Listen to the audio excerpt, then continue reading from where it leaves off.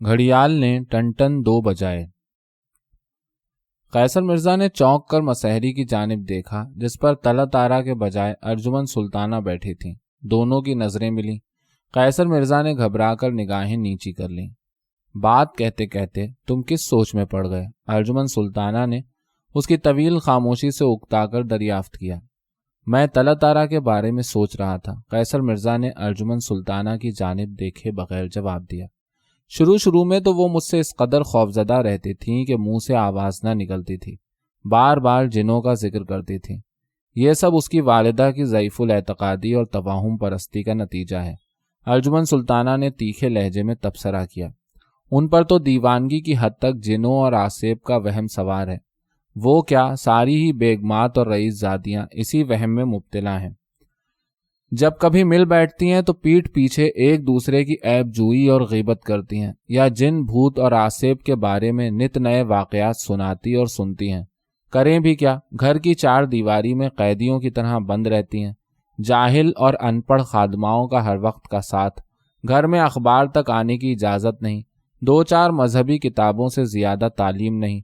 अल्लाह अल्लाह खैर सल्ला। कैसर मिर्ज़ा गुमसुम बैठा रहा। अर्जुमन सुल्ताना ने दरियाफ्त किया, तला तारा उस रात यहाँ कब तक रही? तमाम रात यहीं रही। कैसर मिर्ज़ा ने दबी ज़बान से बताया, सुबह उठकर नीचे गई थी। तुमने उसे रोक लिया होगा। अर्जुमन सुल्ताना ने तल्ख लहजे में अपनी खफगी का इजहार किया। वो तो बाद में भी आती रहीं, पहर रात गुजरते ही यहाँ पहुँच जाती। कैसर मिर्ज़ा ने सफाई पेश करने की कोशिश की। वो मेरी हर बात बिला उज़्र मान लेती हैं। कहती हैं, मुझे उड़ा कर परिस्तान न ले जाइएगा, मैं आपकी किसी बात पर इनकार नहीं करूंगी। वो संभल संभल कर बोल रहा था। सच तो यह है कि मैं जो कहता हूँ वही करती हैं। उनको पूरा पूरा यकीन था कि मैं शाहजिन का वली अहद शहजादा गुलरुख हूँ। उनसे मिलने के लिए अपने गुलाम के साथ परिस्तान से उड़ कर आता हूँ। तुमने जाल भी तो कैसा खौफनाक और पुरस्रार फैलाया है। अर्जुमन सुल्ताना के चेहरे पर बदस्तूर झुंझलाहट छाई थी। ये मुजस्समा ही देख लो। उन्होंने मशक़ी गोशे में लकड़ी के स्टैंड पर रखे हुए मुजस्समे की जानिब हाथ उठाकर इशारा किया। किस कदर डरावना है। इसे देखकर तो मैं भी घबरा गई। इसे तुमने लाकर क्यों रखा है? इसे तो आगा जानी हाशमीन के ऑक्शन मार्ट से लाया था। विलायत वापस जाने वाले किसी अंग्रेज अफसर के सामान में नीलाम होने के लिए आया था। मगर किसी ने बोली नहीं लगाई। कैसर मिर्ज़ा ने मुजस्समे के बारे में तफसील से बताया। एक मुद्दत से काठ कबाड़ में पड़ा था। आगा जानी ने इसे औने पौने खरीद लिया। अलबत्ता इसे रखने का ये ऊंचा स्टूल नखास के किसी कबाड़िए से खरीद कर लाया था। मुजस्समे को उसने झाड़ पोंछ कर साफ किया। ये जो इस पर खून नजर आ रहा है, आगा जानी ने लाल रंग लगाकर अपने हाथ से बनाया है, और तला तारा को दहशतज़दा करने के लिए उसने सजा कर इस कमरे में रख दिया। उसका यही मकसद था ना? कैसर मिर्ज़ा खामोश बैठा रहा। तुम्हारा गुलाम भी तो वही बनता है ना? अर्जुमन ने तीखी नज़रों से कैसर मिर्ज़ा को देखा। तो गोया इस सारी कार्रवाई में वो तुम्हारा उस्ताद बल्कि पीरो मुर्शिद है। पीरो मुर्शिद तो मैं नहीं कहता, मगर इतना ज़रूर है कि वो हर मरहले पर और हर मामले में मुझे मशवरा देता रहता है, और आम तौर पर मैं उसका मशवरा मान भी लेता हूँ। कैसर मिर्ज़ा ने सादगी से एतराफ़ भी कर लिया। वल्लाह गज़ब का होशियार है, निहायत ज़ीरक और समझदार। ऐसी दूर की कौड़ी लाता है कि मैं आपसे क्या अर्ज़ करूँ। ना वो मुझे होशियार लगता है, ना समझदार। अर्जुमन सुल्ताना ने खुलकर आगा जानी के बारे में अपनी नफरत का इजहार किया। तुम ठहरे नवाबजादे, और वो नवाब या नवाबजादा ही क्या हुआ जिसे 2-4 मुसाहिब रखने का शौक ना हो। तुमने भी दूसरे रईस ज़ादों की तरह एक अलिफ्ता पाल रखा है। तुम लाख तारीफ करो, मुझे तो ये तुम्हारा आगा परले दर्जे का चलता पुर्जा मालूम होता है। मैं आपको किस तरह यकीन दिलाऊं कि वो मेरा किस कदर वफादार और जानिसार है। कैसर मिर्ज़ा ने आगा जानी की वकालत की। होगा, मैं इस फजूल बहस में उलझना नहीं चाहती। तुम मुसाहिब रखो या कुत्ते पालो, ये तुम्हारा ज़ाती मामला है। अर्जुमन सुल्ताना ने त्योरी पर बल डालकर एक बार फिर उसे धमकी दी। ये बताओ, तुम्हारे वालिद आम तौर पर किस वक्त घर पर मौजूद रहते हैं? वो आजकल तमाम वक्त घर पर ही रहते हैं। कैसर मिर्ज़ा यकायक अफसुर्दा हो गया। क्यों, वो कहीं आते जाते नहीं? जी नहीं, जब से उन पर फालिज गिरा है ऐसे माजूर हो गए हैं कि चलने फिरने के काबिल नहीं रहे। हर वक्त बिस्तर पर पड़े रहते हैं। कैसर मिर्ज़ा ने बुझे हुए लहजे में अर्जुमन सुल्ताना को मुत्तला किया। हाय, तुम्हारे वालिद पर फालिज का हमला हुआ है? अर्जुमन सुल्ताना ने परेशान होकर कहा। تم نے مجھے پہلے کیوں نہ بتایا؟ کب ہوا فالج کا حملہ؟ 3 مہینے سے اوپر ہو گئے، قیصر مرزا نے دل گرفتہ ہو کر بتایا۔ علاج تو برابر ہو رہا ہے، مگر طبیعت سنبھلنے کے بجائے روز بروز گرتی جا رہی ہے۔ فالج جسم کے بائیں حصے پر گرا ہے۔ حکیم صاحب بتاتے تھے کہ اس حصے پر فالج کا اثر مریض کے لیے خطرناک ہوتا ہے۔ ارجمن سلطانہ کھوئی کھوئی سی چپ بیٹھی رہیں۔ ان کے چہرے پر دکھ کے سائے پھیل گئے۔ زندگی کے گوناگوں ہنگاموں میں وہ نواب بوٹا کو بھول چکی تھیں، مگر ان کو ایسا محسوس ہوا کہ وہ بھول کر بھی ان کو نہ بھول سکی تھیں۔ وہ ان کے سہانے ماضی کی ایک سہانی یاد تھے۔ اس یاد میں پھولوں کی مہک اور چاندنی راتوں کی رعنائی تھی۔ قیصر مرزا ان کے احساسات کی ہلچل سے بے نیاز چند لمحے خاموش بیٹھا رہا، پھر گویا ہوا، آپ ان کے پاس جانا چاہتی ہیں تو عیادت کو چلی جائیں۔ اس کے لہجے میں عاجزی پیدا ہو گئی۔ مگر ان سے میرے بارے میں کچھ نہ کہیے گا، ان کو رنج ہوگا۔ وہ اپنی بات کہتے کہتے ٹھٹکا، مگر آپ تو فرما رہی تھیں کہ ان کو جانتی ہی نہیں، پہلے کبھی ملنے کا اتفاق بھی نہ ہوا ہوگا۔ ہاں، میں ان کو نہیں جانتی اور نہ کبھی ملنے کا اتفاق ہوا۔ وہ صاف مکر گئیں۔ انہوں نے خود کو سنبھالا اور ناصحانہ انداز میں بولیں، قیصر مرزا، تم کیسے بیٹے ہو؟ تمہارے باپ تشویشناک حالت میں بستر علالت پر پڑے ہیں اور تم ایسی مجرمانہ حرکتیں کر رہے ہو۔ یہ لاؤبالی پن تم کو بالکل زیب نہیں دیتا۔ انہوں نے قدرے تأمل کیا۔ تم کبھی گھر بھی جاتے ہو کہ نہیں؟ جب سے ابا جان پر فالج کا اثر ہوا ہے، عام طور پر گھر ہی پر رہتا ہوں۔ قیصر مرزا نے فوراً وضاحت کی۔ آپ کو یہ تو بتا ہی چکا ہوں کہ طلعت آرا پہلے روزانہ رات کو یہاں آتی تھیں، لیکن ابا جان کی علالت کے بعد میرے ہی کہنے پر اب صرف جمعرات کو آنے لگی۔ قیصر مرزا، اب تک جو کچھ ہوتا رہا اسے بھول جاؤ، ارجمن سلطانہ نے تیکھے لہجے میں کہا۔ اب یہ کھیل ختم ہو جانا چاہیے۔ کھیل تو اسی وقت ختم ہو گیا تھا جب آپ یہاں تشریف لائی تھی۔ اس کے لہجے میں تلوار کی کاٹ تھی۔ ارجمن سلطانہ نے اس کی جھنجھلاہٹ کو محسوس کیا، مگر طرح دے گئیں۔ بات بڑھانے کی کوشش نہ کی، نرم لہجے میں گویا ہوئیں۔ ایک نہ ایک دن تو اسے ختم ہونا ہی تھا۔ آخر یہ سلسلہ کب تک چلتا؟ سچ پوچھئے تو آغا سے یہ غلطی ہو گئی کہ آج زینے کا دروازہ بند کر کے کنڈی لگانا بھول گیا۔ قیصر مرزا قائل نہ ہوا۔ اس کا یہ معمول تھا کہ جمعرات کی شب طلعت آرا کی آمد سے قبل یہاں موجود رہتا تھا۔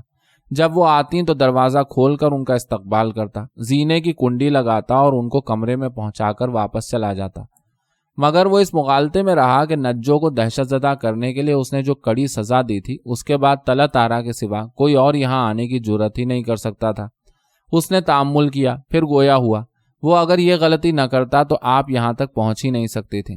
ارجمن سلطانہ تیوری پر بل ڈال کر بولی، تم یہ کہنا چاہتے ہو کہ وہ مجھے بھی نجو کی طرح ہنٹر مار مار کر ڈرانے دھمکانے کی کوشش کرتا؟ بالکل کرتا۔ قیصر مرزا نے صاف گوئی سے کام لیا۔ اسے کیا خبر کہ آپ کون ہیں؟ تم نے اور آغا نے کبھی یہ بھی سوچا کہ ان مجرمانہ حرکتوں کا انجام کیا ہوگا؟ خطرہ تو بہرحال محسوس ہوتا ہی تھا، اور اس بارے میں ہم دونوں سوچتے بھی رہتے تھے۔ میں تم سے الجھنا نہیں چاہتی۔ وہ ایک دم شعلے کی طرح بھڑک اٹھی۔ ان کا لہجہ تلخ ہو گیا۔ یہ بتاؤ تم چاہتے کیا ہو؟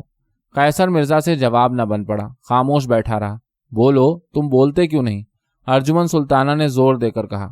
میرے پاس کہنے کو اب رہ کیا گیا ہے؟ قیصر مرزا پر فوری رد عمل کے طور پر جو جھنجھلاہٹ طاری ہوئی تھی مدھم پڑ گئی۔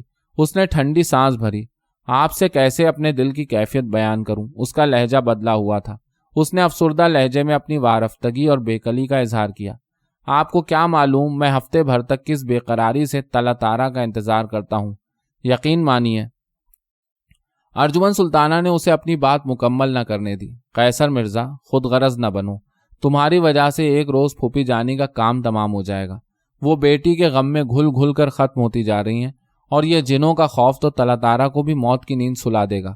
اس کی زبان کو تالا لگ گیا ہے، نہ کسی سے بولتی ہے نہ ہی بات کرتی ہے، ہر وقت کھوئی کھوئی نڈھال پڑی رہتی ہے، ایسی ڈری سہمی اور وحشت زدہ کہ اس کی حالت دیکھ کر ترس آتا ہے۔ انہوں نے اسے تیکھی نظروں سے دیکھا۔ قیصر مرزا، تم بے حد سنگ دل اور شفاق ہو، میں اس سے زیادہ اور کچھ نہیں کہہ سکتی۔ آپ مجھے سمجھنے کی کوشش کریں۔ مجھے اب کچھ سمجھنے کی ضرورت نہیں، میں سب کچھ سمجھ چکی ہوں۔ ارجمن سلطانہ نے نہایت بے رخی سے کہا، اور یہ بھی سن لو کہ اب طلعت آرا یہاں کبھی نہیں آئے گی۔ اس کا خیال اپنے دل سے نکال دو۔ کھیل ختم ہو گیا، اور ہمیشہ ہمیشہ کے لیے ختم ہو گیا۔ کمرے میں ایک بار پھر گہری خاموشی چھا گئی۔ رات ڈھل رہی تھی۔ چاند کا زرد چہرہ مولسری کی شاخوں کی اوٹ میں یرقان زدہ نظر آ رہا تھا۔ ہوا سسکیاں بھرتی ہوئی معلوم ہوتی۔ چاندنی مردے کے چہرے کا نور بن گئی تھی۔ कंवल में जलती हुई शमा घटते घटते अब खत्म होने वाली थी। कैसर मिर्जा बुत की मानिंद चुप बैठा था। उसके चेहरे पर अफसुर्दगी का गुबार बिखरा हुआ था। आंखों में झिलमिलाते हुए सितारे धुंधले पड़ गए थे। कैसर मिर्जा, अर्जुमन सुल्ताना ने कुछ देर बाद जमाई लेकर कहा, मुझे अब नींद मालूम हो रही है, तुम भी अब जाकर सो जाओ, रात बहुत गुजर चुकी है। कैसर मिर्जा कुछ ना बोला और ना ही बाहर जाने के लिए उठा, गुमसुम बैठा रहा। मगर अर्जुमन सुल्ताना ज्यादा देर खामोश न रह सकी। नर्म लहजे में बोली, तुम दिल ही दिल में मुझे कोसते होगे, मैंने तुम्हारा बना बनाया खेल बिगाड़ दिया। उन्होंने उसे समझाने की कोशिश की। ठंडे दिल से सोचो तो ये तुम्हारे हक में अच्छा ही हुआ। अर्जुमन सुल्ताना ने कदरे तामुल किया, फिर दरियाफ्त किया, तुमने कभी ये भी सोचा था कि ये गाड़ी कहाँ जाकर ठहरेगी? मेरी तो ये दिली ख्वाहिश थी कि तला तारा से शादी हो जाए और वो हमेशा हमेशा के लिए मेरी बन जाए। कैसर मिर्जा ने बताया, सोचा था कि अम्मा जान को किसी न किसी तरह राजी करके किसी मशाता के जरिए शादी का पैगाम भिजवाने की कोशिश करूंगा। मगर इसी असना में अब्बा जान पर फालिज गिरा। उनकी तबीयत संभलने के बजाय रोज बरोज बिगड़ती गई। लिहाजा अम्मा जान से इस सिलसिले में बात करने की नौबत ही ना आई। लेकिन तुमने जो सोचा था वो तो हुआ नहीं। अर्जुमन सुल्ताना ने उसे एक बार फिर समझाने की कोशिश की। मैं तो तुमको यही मशवरा दूंगी कि अब उसे भूल जाने की कोशिश करो। बात यहीं खत्म हो जाए तो अच्छा है। रानी साहिबा, अगर आप मुश्किल कुशाई करें तो सब ठीक हो सकता है। मैं तुम्हारी क्या मदद कर सकती हूँ? अर्जुमन सुल्ताना ने हैरत से कैसर मिर्जा को देखा। मेरा मतलब यह है कि अगर आप तला तारा की वालिदा से मेरे रिश्ते की बात करें तो मुझे यकीन है वो इनकार नहीं करेंगी। कैसर मिर्जा के लहजे में इस्तदा थी। ये काम तो आपको करना ही पड़ेगा। वो सख्त जज्बाती हो गया। मैं तला तारा को भूल जाऊं ये नामुमकिन है। मसले का आबरूमंदाना हल तो यही है, मगर अब ये मुमकिन भी तो नहीं। अर्जुमन सुल्ताना मखमसे में पड़ गई। मुश्किल सबसे बड़ी ये दरपेश है कि तुमने जिनों का जो ढोंग रचाया है उससे कैसे निपटा जाए। ये तो सोचो कि जब ये राज अफशा होगा तो तला तारा पर क्या बीतेगी। तला तारा की आप फिक्र ना करें। कैसर मिर्जा ने अर्जुमन सुल्ताना को इत्मीनान दिलाने की कोशिश की। आप सिर्फ उनकी वालिदा को राजी कर लें। उनको राजी करना आसान नहीं है। अर्जुमन सुल्ताना तजब्जुब में मुब्तला हो गई। मैंने अगर तमाम बातें उनको साफ साफ बता दी तो हो सकता है वो तुमसे बरगश्ता हो जाएं और साफ इनकार कर दें। मुझे यकीन है कि हालात को देखते हुए वो इनकार नहीं करेंगी। कैसर मिर्जा गिड़गिड़ाने लगा, आप मुझे एक बार तला तारा से मिलने का मौका तो दें। अर्जुमन सुल्ताना की उलझन और बढ़ गई। वो कुछ न बोली, खामोश बैठी सोचती रही। मैं आपसे किस तरह बयान करूं कि मुझे तला तारा से कितनी मोहब्बत है। कैसर मिर्जा ने बेकरार होकर बरमला दिल का हाल बयान कर दिया। मुझे पहले ही अंदाजा हो गया था कि तुम उसकी मोहब्बत में दीवाने हो रहे हो। उन्होंने टालने की कोशिश की, मगर तुमको तला तारा से मिलकर अब हासिल क्या होगा बजुज इसके कि तुम्हारी दीवानगी और बढ़ेगी। दोबारा मिलने के लिए तुम इसी तरह जिद करोगे और यह सिलसिला कभी खत्म न होगा। जी नहीं, ऐसा नहीं होगा। मैं तला तारा को सब कुछ साफ साफ बता दूंगा। उन्हें दुख तो होगा, लेकिन इतना एतमाद है वो मुझे जरूर माफ कर देंगी। अब तो वो भी मुझसे मोहब्बत करने लगी हैं। कहती थीं कि जुमेरात का बड़ा बेचैनी से इंतजार रहता है, दिन काटे नहीं कटता। अगर तुमने सब कुछ बता भी दिया तो इससे क्या हासिल होगा? अर्जुमन सुल्ताना ने जिरह करने के अंदाज में दरियाफ्त किया। तुम ये समझते हो कि वो अपनी वालिदा के सामने खुलकर बात कर सकेगी तो ये तुम्हारी भूल है। मान लो वो तुमसे मोहब्बत भी करती है, तब भी उनके रूबरू उसे जबान खोलने की जुर्रत न होगी। तुमको क्या खबर वो अपनी वालिदा से किस कदर डरती है। नजर मिलाकर बात करने की हिम्मत नहीं पड़ती। इतनी बड़ी बात कहने के लिए कहाँ से हौसला लाएगी? वो बहुत दबी दबाई लड़की है, उसकी परवरिश ही इस तरह हुई है। इसका मतलब यह है कि मैं न कभी तला तारा को देख सकूंगा न मिल सकूंगा। कैसर मिर्जा ने बुझे हुए लहजे में कहा।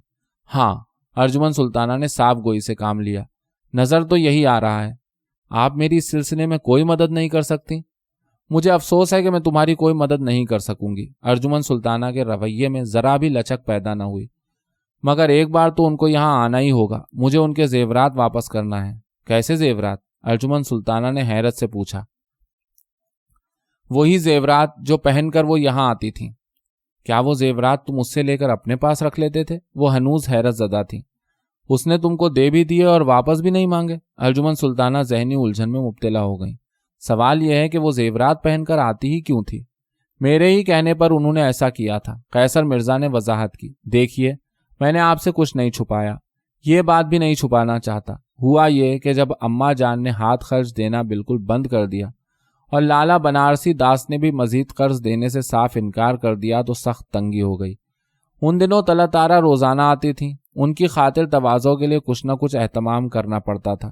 ادھر دفینہ نکالنے کے سلسلے میں آغا جانی کو آئے دن کسی نہ کسی چیز کی ضرورت رہتی۔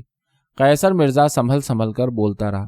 جب کہیں سے قرض ادھار ملنے کی کوئی صورت نظر نہ آئی تو آغا کے مشورے پر میں نے زیور پہن کر آنے کی طلعت طارا سے فرمائش کی۔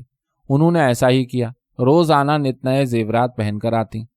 مگر تم نے زیور مانگے کس طرح؟ ارجمن سلطانہ نے مداخلت کی۔ میں یہ کہہ کر ان سے زیورات لے لیتا کہ پرستان میں ان کو زیادہ قیمتی ہیرے جواہرات سے مرصع کروا دوں گا۔ قیصر مرزا نے ارجمن سلطانہ کو مطلع کیا۔ طلعت طارا سے زیورات حاصل کرنے کے بعد میں آغا کو دے دیتا، وہ ان کو لالا بنارسی داس رستوگی کے پاس لے جاتا اور رہن رکھ کر رقم لے آتا۔ اس طرح ہم دونوں کا کام چلتا رہا۔ اس کے لہجے میں قدرے تلخی پیدا ہو گئی۔ سب سے زیادہ پریشان تو لالا بنارسی داس کرتا تھا۔ بدبخت نے ناک میں دم کر رکھا تھا۔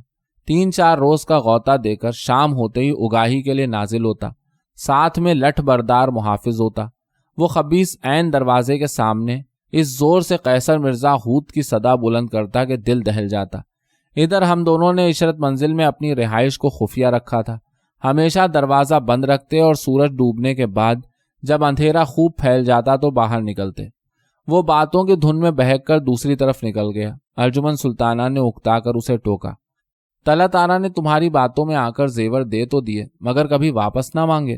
صرف ایک بار دبی زبان سے ان کے بارے میں پوچھا تھا تو میں نے بات بنا دی کہ پرستان میں جڑاؤ زیورات کی مرصع سازی کا کام جس قدر نفاست اور عمدگی سے کیا جاتا ہے اسی قدر اس کے لیے زیادہ وقت بھی درکار ہوتا ہے۔ وہ خاموش ہو گئیں، بات آئی گئی ہو گئی۔ بعد میں انہوں نے کبھی زیورات کا ذکر نہ کیا۔ مگر اب تم ان کو واپس کیسے کرو گے؟ میرا مطلب ہے، میں آپ کی بات کا مطلب سمجھ گیا۔ قیصر مرزا نے فوراً صفائی پیش کی۔ کہیں نہ کہیں سے روپے کا بندوبست کروں گا۔ لالا بنارسی داس کو رہن کی رقم ماہ سود ادا کر کے زیورات چھڑاؤں گا اور طلعت طارا کو ان کی امانت لوٹا دوں گا۔ انہوں نے جس طرح مجھ پر اعتماد کیا ہے میں ان کے اس اعتماد کو مجروح نہیں کرنا چاہتا۔ میرا خیال ہے کہ نہ تم رقم کا بندوبست کر سکو گے اور نہ ہی مہاجن سے زیورات واپس لا سکو گے۔ اب تو تم ان کو واپس لانے کا خیال دل سے نکال دو۔ ارجمن سلطانہ نے تیکھے لہجے میں کہا۔ تم طلعت طارا کی فکر نہ کرو، اس کی والدہ کو اللہ نے اتنا دے رکھا ہے کہ اور زیورات بنوا دے گی۔ طلعت طارا کو ضرورت ہو یا نہ ہو مگر مجھے تو ان زیورات کو واپس کرنا ہے، اور صرف زیورات ہی نہیں، مقدمے کے وہ اہم کاغذات بھی واپس کرنا ہے جو میرے پاس ان کی امانت ہیں۔ کون سے مقدمے کے کاغذات؟ ارجمن سلطانہ نے چونک کر پوچھا۔ وہی مقدمات جو نواب صفی اور نواب تقی مرحوم کے ورثاء کے درمیان خاندانی جائیداد کے بٹوارے کے سلسلے میں عرصہ دراز سے چل رہا ہے۔ قیصر مرزا نے نظر بھر کر ارجمن سلطانہ کی طرف دیکھا۔ آپ کو تو اس مقدمہ بازی کے بارے میں اچھی طرح علم ہوگا۔ ارجمن سلطانہ نے حیران و پریشان ہو کر پوچھا، مگر وہ کاغذات تمہارے پاس کیسے پہنچے؟ انہوں نے بے چین ہو کر پہلو بدلا۔ طلعت نے تم کو خود دیے ہوں گے؟ جی ہاں، وہی لائی تھیں اور میرے کہنے پر لائی تھیں۔ کہاں ہیں وہ کاغذات؟ ارجمن سلطانہ کے بشرے سے پریشانی جھلکنے لگی۔ اسی صندوقچی میں محفوظ ہیں جس میں آئے تھے۔ وہ صندوقچی ابھی تک تمہارے ہی پاس ہے نا؟ جی ہاں، میرے ہی پاس ہے۔ ارجمن سلطانہ نے یہ نہ پوچھا کہ مقدمے کے کاغذات اس نے کس مقصد سے حاصل کیے اور نہ ہی یہ معلوم کرنے کی کوشش کی کہ طلعت طارا سے کس طرح منگوائے تھے۔ صرف یہ پوچھا، ان کاغذات کے لیے نواب صفی سے کیا رقم طے ہوئی؟ ان کا لہجہ تیکھا اور تلخ تھا۔ کوئی رقم طے نہیں ہوئی تھی، قیصر مرزا نے وضاحت کی۔ میں ان سے آج تک ملا ہی نہیں اور نہ ایسا ارادہ ہے۔ آغا کے ذریعے سودا طے ہوا ہوگا۔ ارجمن سلطانہ نے قیاس آرائی کی۔ یہ بتاؤ، ان کاغذات کی واپسی کے لیے تم کتنی رقم چاہتے ہو؟ میں تم کو وہ رقم دینے کے لیے تیار ہوں۔ نہ میں کوئی رقم لے کر نواب صفی کو کاغذات دوں گا اور نہ رقم لے کر آپ کو دوں گا، قیصر مرزا نے نہایت سنجیدگی سے کہا۔ یہ کاغذات میں صرف اور صرف طلعت طارا کو واپس کروں گا۔ اس کے لہجے میں اس دفعہ التجا تھی۔ میں طلعت طارا سے ایک بار ضرور ملنا چاہتا ہوں، صرف ایک بار، اور یہ کام آپ ہی کو کرنا ہوگا۔ دیکھیے، انکار نہ کیجیے گا۔ ارجمن سلطانہ کچھ دیر خاموش بیٹھی سوچتی رہیں، پھر انہوں نے اس کی دلجوئی کی کوشش کی۔